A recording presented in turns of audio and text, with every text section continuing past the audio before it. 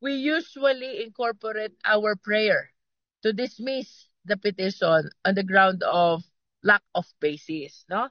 Kagaya po ng ating na-discuss na kanina, it is our humble submission na wala pong sapat na basehan ang Korte Suprema para mag-issue ng TRO regarding the impeachment complaint.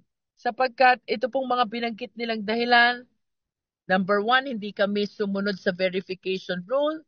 We did follow the verification rule. As a matter of fact, we followed it word for word.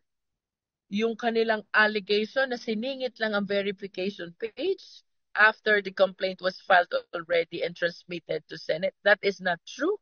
Sapagkat itong 215 members of the House, they can truly attest na during the signing of the complaint, kasama na po ang verification page. And on the same caucus meeting, naganap po ang panunumpa ng ating mga members of the House in front of our Secretary General as verification process, no? Yun pong sinasabi nilang hindi namin kayang aralin ang 7 articles of impeachment in a day.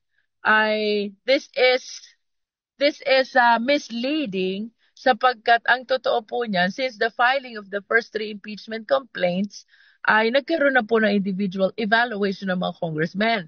And we know for a fact as well na marami po sa grounds for impeachment ay subject matter na ng Quadcom hearing at ng hearing ng Committee on Good Government. So I believe that the members of the House are familiar already with the grounds where we are anchoring the impeachment complaint.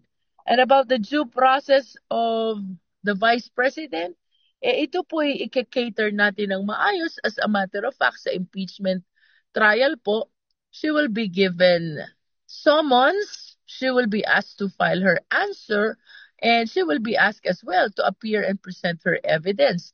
Yun po yung requirement ng due process. Wala po sa batas na bago mag-file ng impeachment complaint, i-notify muna ang Vice President, no? So ito pong ating mga paliwanag na ito ang dahilan kung bakit kami naniniwala na dapat i-dismiss, i-deny itong petition for issuance of TRO with regards to the impeachment complaint.